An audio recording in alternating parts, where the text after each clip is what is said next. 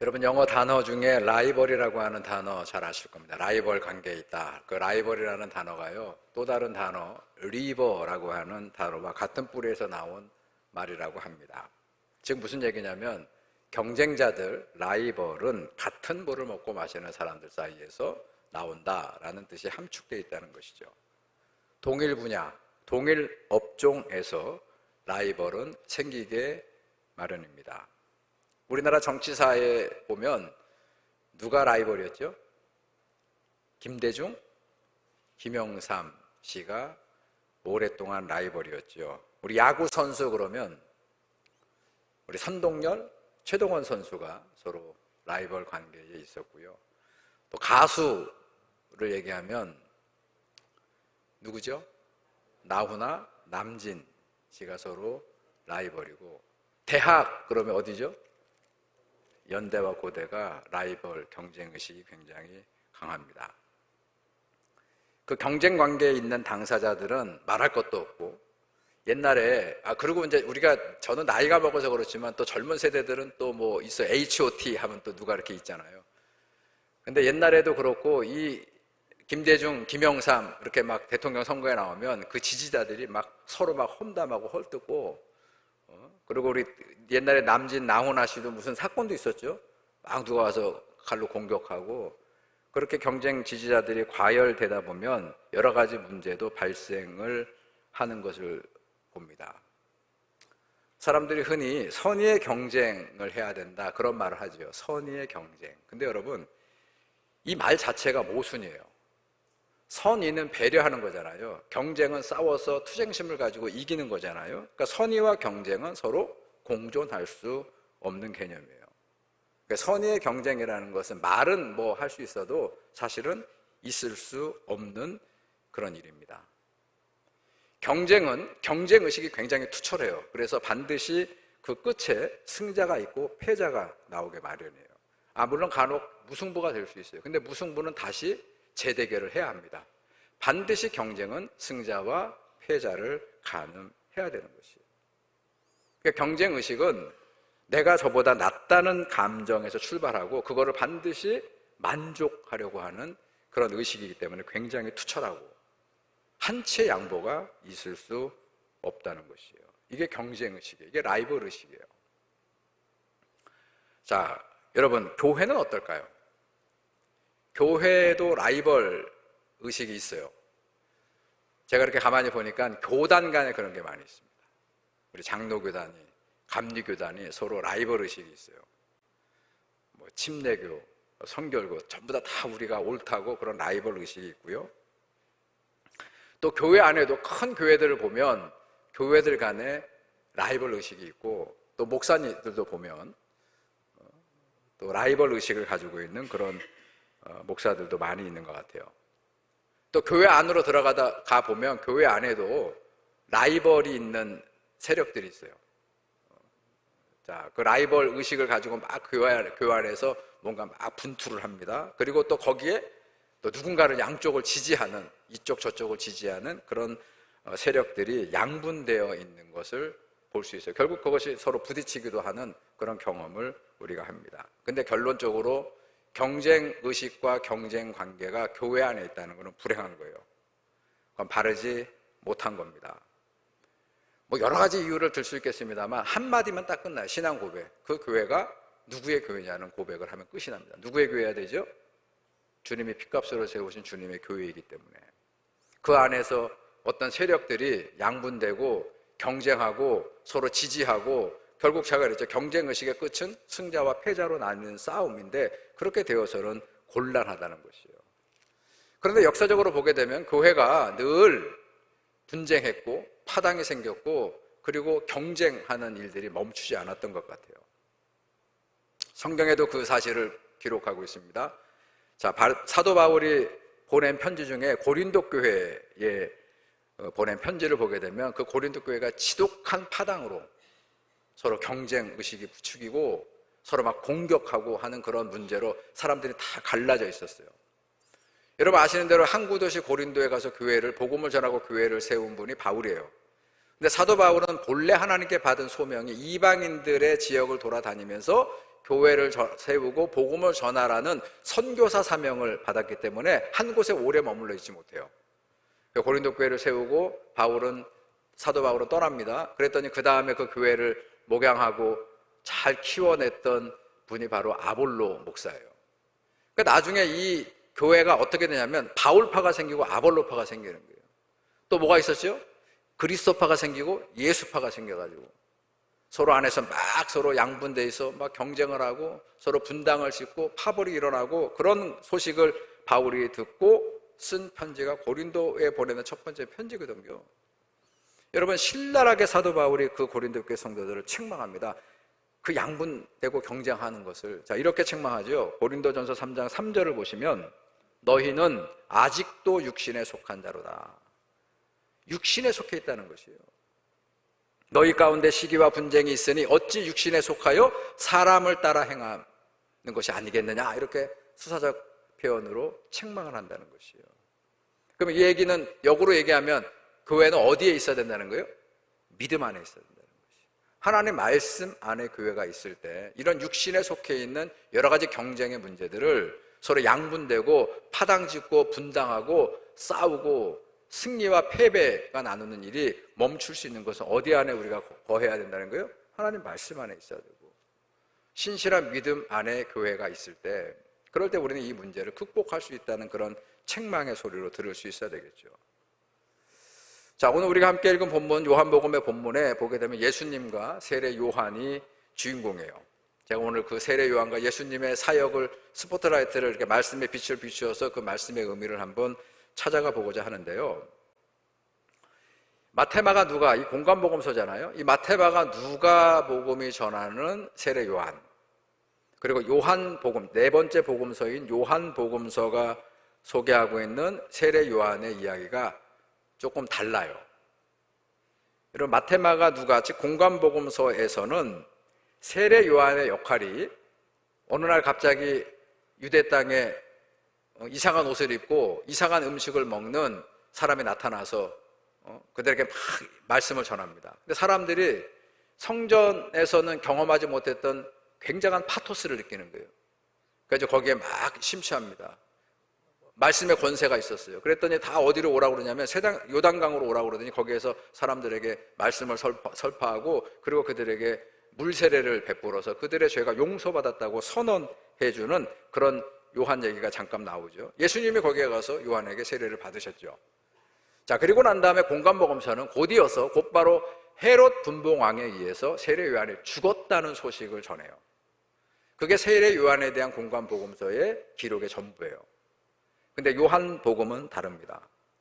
요한복음은 그렇게 앞에 있는 내용도 나오고 사람들에게 복음도 전하고, 바리새인들을 이 독사의 자식들아 너희가 임할 심판을 피하려고 하느냐고 뭐 책망의 말씀도 전하고, 또 예수님을 만났을 때 예수님과 그 해프닝, 그 세례를 내가 못 베풀다고 그러고, 그러다 결국은 세례를 베푸시고, 그리고 난 다음에 그걸로 헤롯 왕에게 죽는 얘기 전에 서로 각각의 사역을 하는 얘기가 나온다는 거예요. 그러니까 예수님은 예수님 나름대로 공생의 사역을 하시고, 세례 요한은 세례 요한대로 제자들을 데리고 사역을 하는 이야기가 요한복음에 나오고 있어요. 그 대표적인 본문이 오늘 함께 읽은 이 본문이에요. 3장 요한복음. 자, 거기에 어떤 내용이냐면, 자, 세례 요한이 지금 어느 지역을 가가지고 제자들과 함께 가서 지금 말씀의 복음을 전하는 거예요. 이게 세례를 했다는 거는 복음을 전하는 거예요. 세례가 뭐예요? 세례는 씻는 거잖아요. 죄를 씻기는 거잖아요. 그러니까 물세례만이 아니고 말씀을 선포해서 그들로 하여금 깨닫게 하는, 지금 저도 어쩌면 여러분들에게 선포의 세례를 하는 거예요.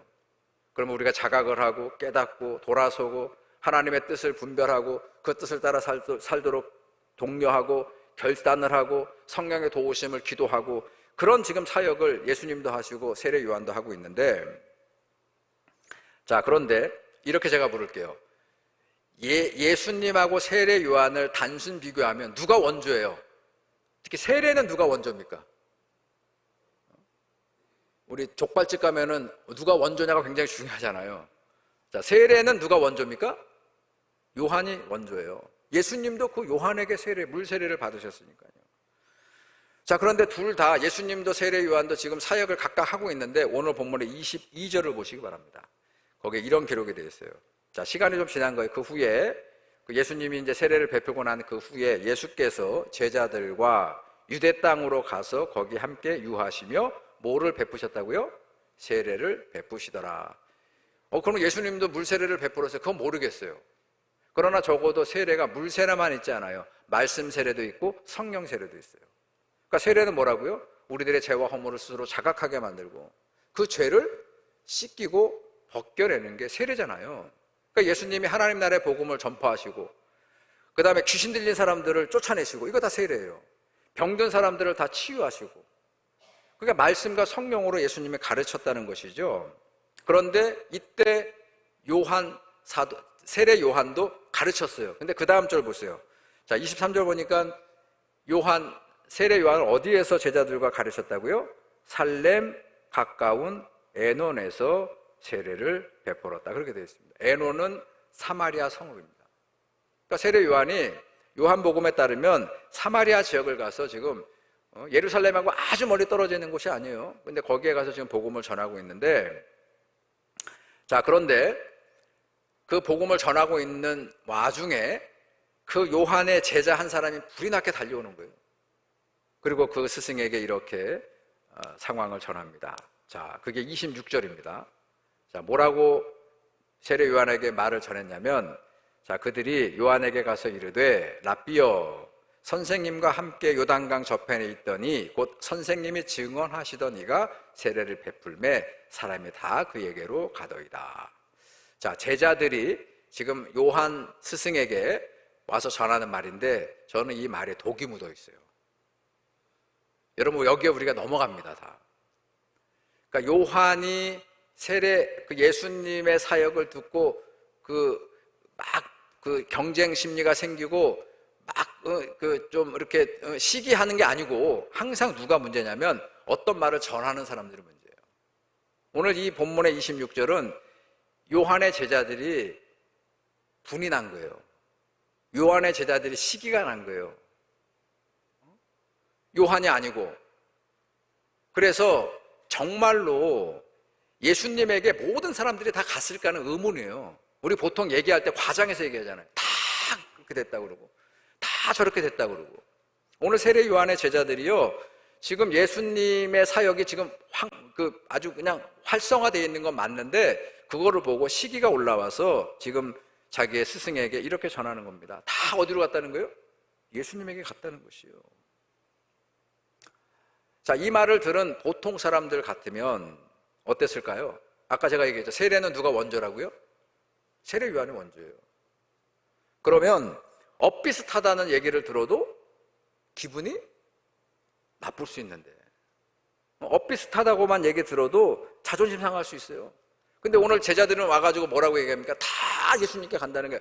우리보다 훨씬 더 많은 사람들이 예수님께로 다 가서 세례를 받고 있다고 그렇게 와서 얘기를 전합니다. 이 얘기가 듣는 세례 요한으로서는 기분 좋은 말일 수 없어요.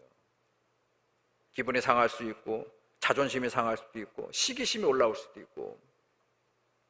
여러분, 자칫 지금의 이 형편과 상황은 예수에 대해서 세례 요한이 라이벌 의식을 갖기에 충분한 환경과 조건이 만들어져 있는 상황이라는 것이에요.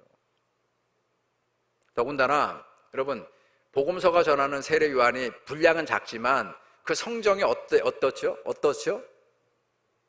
여러분, 세례 요한은 입담이 좋았어요. 그리고 아닌 거는 아니에요. 독설가의 거침없는 말을 내뱉는 그런 성정이 바로 요한입니다. 틀린 말도 아니에요. 전형적인 예언자들이 갖추는 아주 전형적인 그런 기질을 세례 요한이 가지고 있었단 말이죠. 일예로, 자, 공관복음서가 전하는 그 세례 요한이 죽는 얘기가 나오죠. 목이 베어서 죽을 때 그 시발점이 어떻게 된 거죠? 다른 사람들은 전부 다 헤롯 분봉왕의 권력자니까 로마에서 파송한 그런 분봉왕이기 때문에 그 헤롯의 잘못을 어느 누구도 말하지 않고 함구합니다. 무슨 죄를 졌죠? 무슨 잘못을 지금 벌였죠?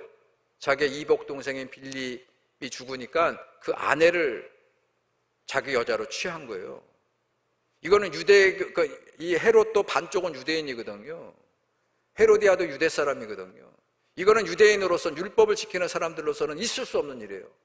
그런데 그가 권력자고 그가 힘을 가지고 있으니까 어떤 제사장도, 어떤 율법학자도, 어떤 성전의 지도자도 헤롯 왕의 그 잘못을 말하지 않습니다. 근데 누가 얘기하죠? 세례 요한이 가서 그 문제를 독서를 뿜어내는 거예요. 그러니까 헤롯은 움찔했는데 그 얘기를 들은 누가 분기탱천한 거예요? 헤로디아가. 자기 치부를 얘기하니까. 그래서 자기의 딸을 부추겨가지고 그 세례 요한의 목을 베게 하는, 자, 다시 돌아와서 세례 요한의 성정이 어떻다고요? 아닌 건 아닌 거예요. 그런 독서를 얼마든지 내뿜을 수 있는 그런 인물이 바로 세례 요한입니다. 자, 뿐만 아니라 제가 이렇게 한번 비교할게요. 세례 요한과 예수님을 단순 비교를 하면, 자, 먼저 태어난 것도 요한이에요. 물론 뭐 6개월이지만 연배도 위고, 그 다음에 세례 요한은 그 아버지가 제사장입니다. 그러면 곧 세례 요한도 제사장이 되는 거예요. 그런데 당시에 어떤 제사장이냐면 그 아버지는 성전에 다 타락하고 그리고 다 지금 자기 입심양면만 하는 그런 제사장이 아니고 자기의 모든 것들을 뒤로 하고 광야로 나간 제사장이에요. 그리고 나가서 거기에서 율법을 연구하고 그리고 영성 훈련에 몰두했던 그런 아버지 밑에서 이 세례 요한도 율법을 공부합니다. 영성을 깊이 수련하고. 자, 그 아버지가 누구라고요? 제사장이에요. 반면에 예수님의 아버지는 뭐 하는 사람이죠? 일단 아버지가 불분명해요, 사실은. 아주 정확히 얘기하면. 근데 예수님의 그 아버지 요셉은 목수에 불과합니다. 그러니까 이런 차이가, 가문의 차이가 있었고요. 여러분, 유대인들이 성경을 보게 되면 어느 지파, 어느 가문의 어느 집 아들이라는 게 굉장히 중요했던 시절이에요. 근데 이 차이도 요한과 많이 났고요. 경력문에 있어서도 말씀드린 대로 그 아버지가 제사장이었고 세례 요한은 학문을 닦았고 이미 벌써 SNF파에 일정 정도의 제자를 형성한 그런 스승이었단 말이죠. 거기다가 그 말씀이요 이런 거예요. 세례 요한은 400년 동안 침묵을, 하나님이 더 이상 예언자를 보내지 않다가 400년 만에 보낸 예언자예요. 그러니까 그 권세와 그 권능, 말씀의 권능이 대단한 그런 지도자가 바로 요한이라는 것이죠. 그런데 거기에 비하면 예수님은 경력에 있어서도 아무것도 없죠. 아버지를 따라서 홀로 되신 어머님을, 형제들을 돌보기 위해서 목수 일을 그저 하고 돌아다녔던 그러다가 지금 하나님의 부름을 받은 갓 신인에 불과합니다. 자, 어느 모로 보나 여러분, 세례 요한과 예수님은 비교가 되지 않았어요. 자, 그런데 제자들이 와서 부추기는 거예요. 주변에 있는 사람들이 부추기는 거예요.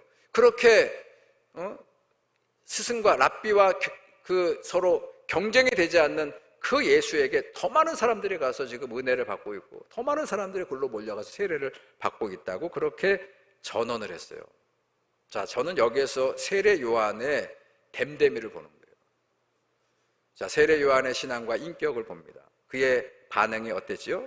자, 오늘 본문의 28절을 보시기 바랍니다. 제자들이 그렇게 와서 이게 독이 묻었다고요. 어떤 의도가 있다고요. 스승이 분기탱천을 같이 해가지고 그래가지고 다시 저 세력들을 뺏어봐 와야 된다고 하는 그런 생각을 하고 있는 그 제자들에게, 자, 세례 요한이 이렇게 반응을 합니다. 28절, 나는 그리스도가 아니요 그의 앞에 보내심을 받은 자다. 그렇게. 자, 두 번째 29절에서는 뭐라고 그럽니까?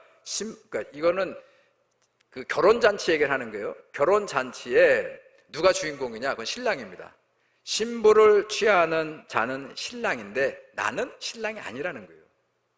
나는 뭐 하는 사람이냐 그랬더니 그저 그 신랑을 기쁘게 하는 친구, 즉 들러리에 불과하다. 그 들러리 친구로서의 기쁨으로 나는 만족한다. 이런 얘기를 제자들에게 합니다. 그리고 결정적인 한 말을 하죠. 마지막 30절이에요. 뭐라고 그러죠? 그래서 그분은 지금보다 더 나가야 되겠고, 이 얘기는 뭐냐면 지금 얼마가 오는지 모르겠는데 이 제자들이 와서 다 간다고 그랬지만 아니, 여기 있는 사람들 그걸로 보내야 된다, 이런 뜻이에요. 그분이 흥하야 되겠고 나는 사라져야 된다. 여러분, 이 세례 요한의 말씀에 저는 우리가 오늘 주목하기를 원합니다. 여러분, 혹시 우리는 예수를 믿는다고 하면서, 예수를 따른다고 하면서, 예수의 제자라고 하면서, 예수로부터 직분을 받았다고 하면서 그 예수님이 받으셔야 될 그 스포트라이트를 내가 받으려고 하고 있지는 않나요? 여러분, 사도 세례 요한은 이거를 거절하는 거예요. 내가 화려한 스포트를 받아버리면, 그러면 이 스포트라이트를 받으셔야 될 주님이 그 빛에 가리워지는 거예요. 지금 세상의 많은 곳에서 주님에게 그 조명이 비추어져야 될 그 조명을 자기가 받는 그런 사람들이 허다합니다. 여러분, 그 교회가 유명해져서 커져서 그 스포트라이트를 자기가 받는 게 아니고 자기를 통해서 주님이 그 스포트라이트를 받게 해야 되는데, 그러기 위해서 어떻게 해야 되죠?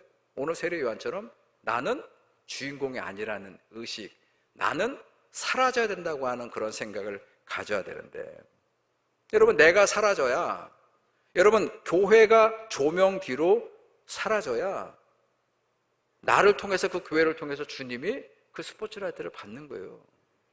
그 주님의 말씀이 사람들에게 놀라운 빛을 드러내는 그런 능력과 역사를 비춰낼 수 있게 되는 것이에요.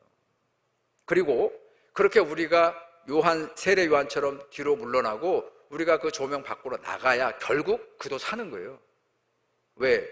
세례 요한은 왜 왔다고 그러죠?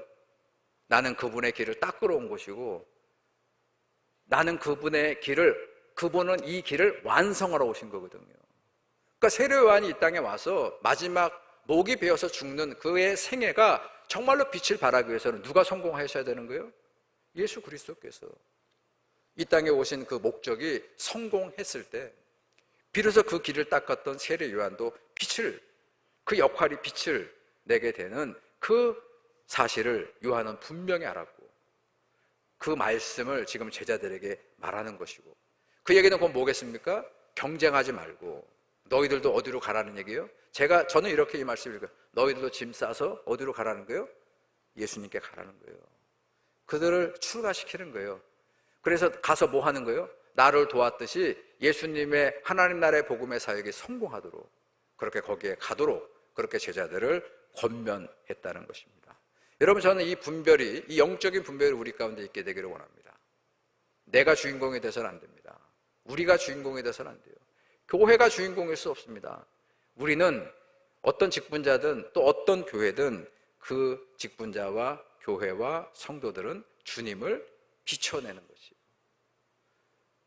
그 빛이 그분께로 가도록 하는 역할이 우리들의 사명입니다. 이 예언자의 말씀과 사꾼의 유혹의 말을 구별하시고 예언자의 말씀, 선한 목자의 말씀을 따라가는 그런 성도들, 우리 전주중앙교회가 되기를 주님의 이름으로 축원합니다. 하나님, 오늘 요한복음의 말씀을 묵상합니다.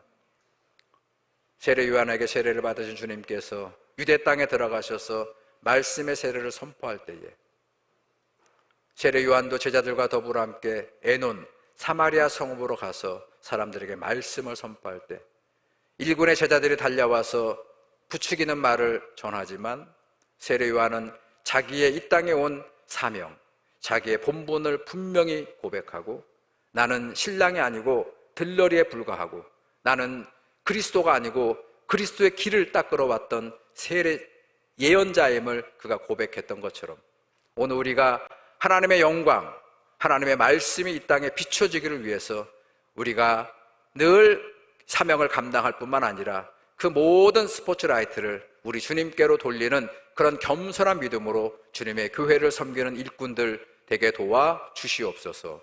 예수님의 이름으로 기도드렸습니다. 아멘.